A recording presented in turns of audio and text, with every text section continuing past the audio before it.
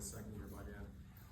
So you all had a lot of choices about how to spend your time. Some of you drove a long way, flew a long way to get here, so thank you very much for doing so, whether you came a long distance or from just around the corner.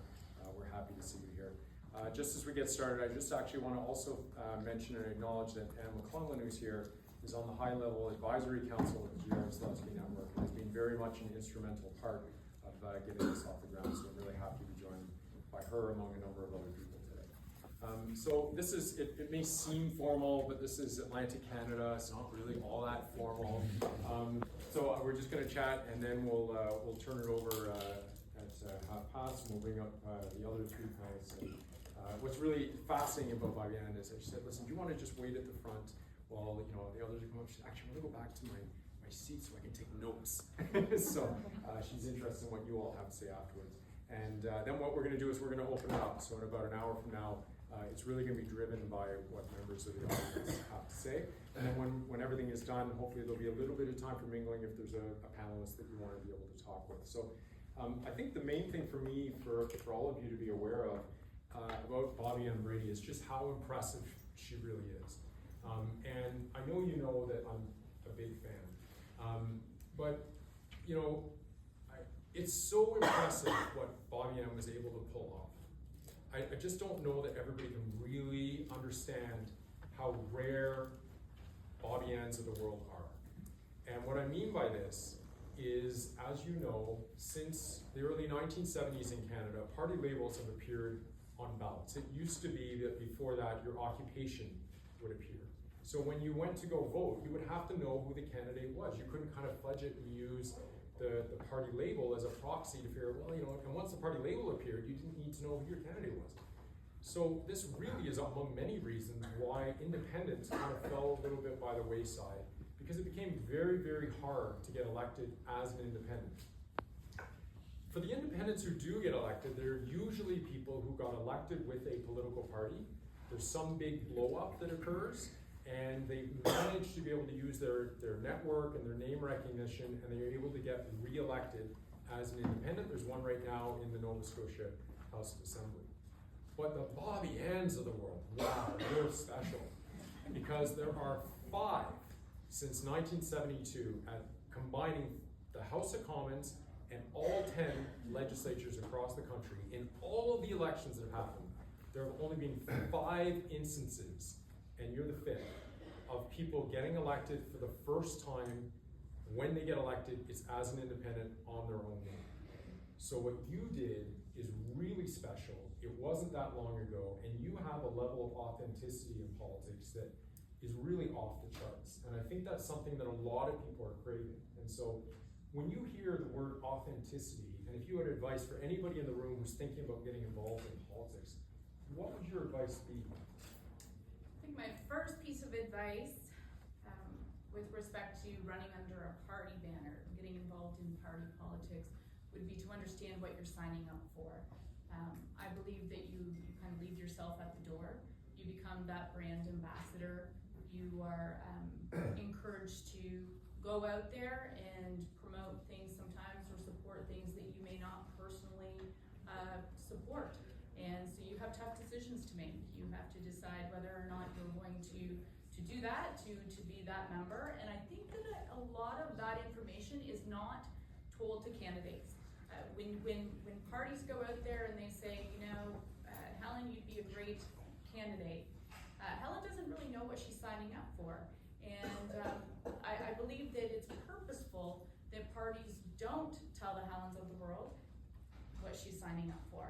And once you win, all of a sudden sometimes it's a big shock to folks who don't understand what party politics really looks like. And I've met a number of politicians who don't understand party politics. So I think you need to understand that you have to, you kind of leave yourself at the door. And that's where I feel I'm blessed. I can still be, you know, you called me rare. I am rare, I'm pretty different. And I can be myself. I can go out there and be Bobbi and Brady. I don't have to be a brand ambassador. And I can truly be myself. And the people of Home in Norfolk, you know, they're not fancy people, and they really appreciate the fact that, you know, I'm just me every single day. I'm not fancy. I didn't wear a blazer today because I'm not normally a blazer girl. So I anyone wanting to run is really understand what you're signing up for. And I think Whipped, I think your book Whipped really is a great snapshot of what people should be looking for when they consider it, when the party comes knocking. Read the book Whipped first. So that was the paid endorsement. Yeah, that was a nice introduction. Okay, thanks. So, if you pulled off a bit of a, quite a rare feat. You obviously were up against all sorts of party machines. In particular, the Progressive Conservatives under Doug Ford were, determined to win that seat. And yet you somehow were able to overcome all this in a way that others haven't been able to. What do you attribute your success to? What kind of tips could you give to other people? So first of all, I don't take the credit for that success. I give all the credit to the people of Halton and Norfolk. They were very courageous in going to the ballot box and doing something they were told never to do. We've all been told, don't go to the ballot box and choose an independent. And the people of Halton and Norfolk said, no, this is the right time. And I think the difference with Bobbi and Brady being on the ballot was the fact that I had worked the community for over 23 years. I had worked with the former MPP for over 23 years. I had become, a household name within the PC family locally, and so they trusted me. Constituents also trusted me. They would call, I don't need to speak to Toby, I'll talk to you. And so I had built that network of relationships and trust amongst, across the riding. So I think that's where it's a bit different. I had 23 years of that on the ground involvement with the community, where a lot of independents may be folks who just say, I'm going to make a statement by putting my name on the ballot. So I've had many people come to me over the past 2 years saying, hey, how do I do this? You proved that it could be done, it can be done. How do I do it? Well, first of all, you better be involved in your community. You better be known in your community, you better be volunteering in your community and understanding what the political landscape looks like. I think some people would say, it's a little easier now to get some name recognition because of social media. To what extent did social media factor into your campaign, or was that not an issue at all? I used social media during the campaign, but I'm kind of at that age where social media isn't, I'm not great at it, I'm not fantastic at it, so I think it was getting out there. I knocked on a lot of doors in 28 days because as an independent, you can't start doing anything until the writ drops, so you're kind of behind the 8 ball in that respect. You can't raise money, you can't knock on doors, you can't do anything until the writ drops. So I was behind the 8 ball with respect to my PC candidate, the Liberal candidate, the MPP candidate. I was, sitting there chomping at the bit going, when can I get out there? And as soon as I could, I knocked on as many doors as I possibly could. I was out, until dark every single day. And spreading that message, having people in your corner who would also go out there and spread that message in the coffee shops. And that's how we did it. It really wasn't social media. So then, what is it that made your campaign work compared to maybe all the other independents who haven't been able to get through? I know you don't know their campaigns, but you know yours. What do you think was so special about your campaign? Well, kind of goes back to the last question too. I think it was old-fashioned politics. It was grassroots politics that won the day. There was nothing fancy. It was just knocking on doors, involvement always breeds commitment. So we got a lot of people involved who had been, maybe supportive of Toby in the past, but hadn't really went out there and put up a sign or raised money. And we got all of those people involved, and it was just it just spidered. And so I think the credit really has to go to kind of old-fashioned politics. We just did word of mouth and just worked hard every single day. So yeah, I don't know what other independence campaigns look like, but one of the things that was more difficult for me as an independent is debates, all candidates night. So we all know that parties will hand their candidate the magic binder with all the answers in it. I didn't have the magic binder, but what I did have was 23 years of institutional knowledge working in the constituency office, working at Queen's Park, being the PC president for over 20 years. So I had all that institutional knowledge. And so after banging on doors all day long, I would go and burn the midnight oil and put put together my magic binder. And I also had to be true though to what I had heard over the years, and also my conservative principles, because I am a conservative by nature, and I don't, I can kind of support any ideas out there right now. I don't believe there should be a monopoly on a good idea.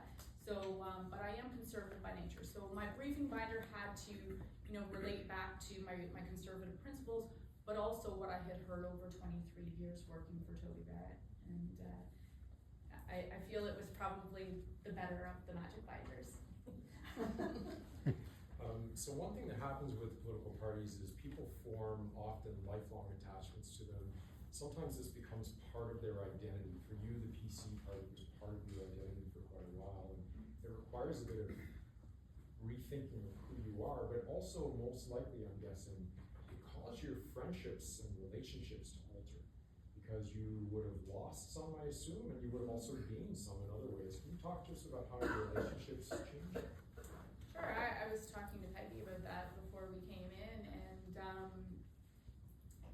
it's disappointing. I'll say that right up front. It's very disappointing because I had 23 years of relationships with people who I believed were my friends, and I was loyal to them. I ruined vehicles, I missed birthday parties, I missed all sorts of things. Running across Ontario, working nominations, volunteering wherever I could, and all of a sudden, I wasn't good enough to be a PC candidate. And I remember one of the last things that I did as a PC member is I had to sign my resignation as the PC Association President in Haldimand, Norfolk, a role that I had held for over 20 years, which breaks the constitutional rules, by the way, but I had been the president for over 20 years. And I got a call from one of my friends at the party, and she was very forceful in that she wanted my resignation by a certain time. And I said, well, what if I don't want to give it to you? Well, you will be forced to. And I've never heard from that friend since. And that was an over 20-year relationship that I had with that person. And I just question, where's the loyalty? Where's, the friendship? We can all have political stripes, we can all have opinions, but at the end of the day, we're all human, and we should all be able to maintain those friendships regardless of, our thought process. I can tell you that I've had other politicians tell me that once they leave politics, those types of friendships come back. There's something about while it's on, it's very hard for people to try to maintain, so hopefully that works out in this particular case. So maybe you can walk us through like a day in your life. So what's it like being an independent? So maybe think about when the legislature is open versus when it's not open. And to what extent are you able to discern how what you're doing is maybe different than people involved with party? Yeah, that's a really good question, and it's far different. So for over 23 years working for Toby, oftentimes Toby would walk in the house and he'd be handed his speech, he'd be handed his questions, he'd be handed his statements. And as an independent, you don't have that machine behind you, which is also, it's difficult because everything that I say, everything I speak in the house is written by me. So there's a lot of late nights, nobody just hands me things, but it's also very freeing because I can say and I can ask exactly what is important to the people of Haldimand, Norfolk. And I also talk a lot about return on investment. So we all know that there's a whole lot of debate that goes on during the day when the House is sitting, and there are people who, there are members who have to sit in the House and do House duty. And I've seen them fall asleep at their desk.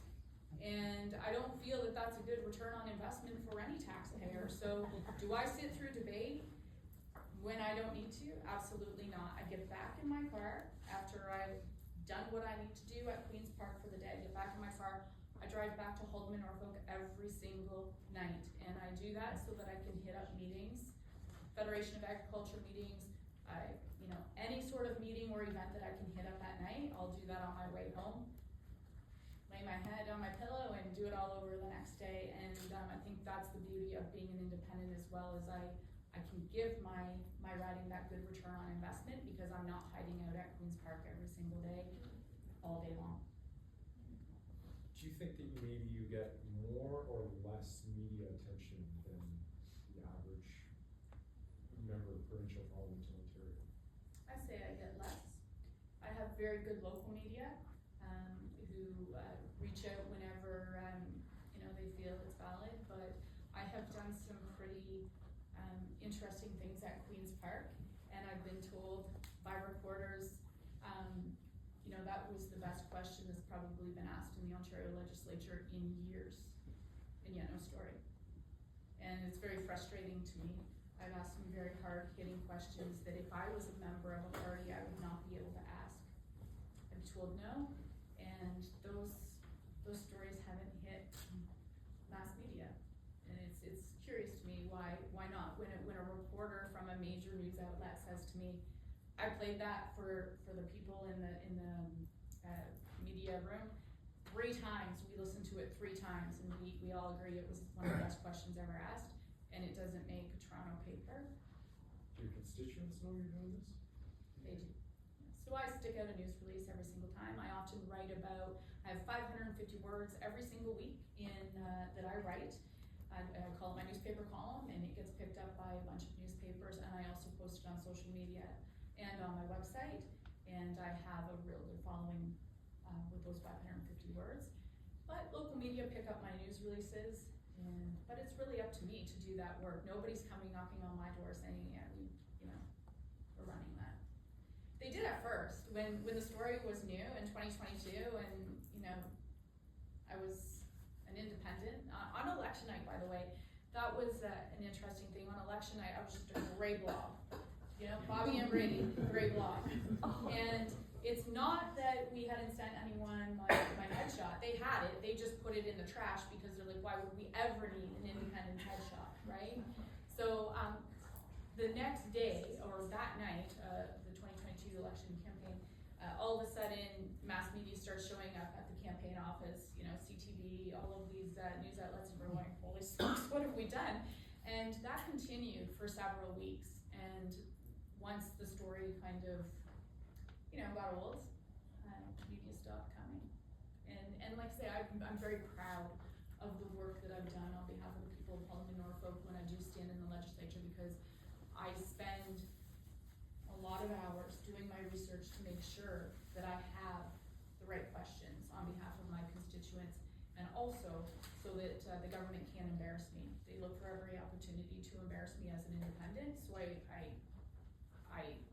work long and hard on those questions, and the fact that the media know they're good. The media know that I'm doing the right thing by asking the questions that nobody else will ask, and still they don't come knocking. Just gonna change tack for a moment. So you mentioned about how you have been a long time staffer.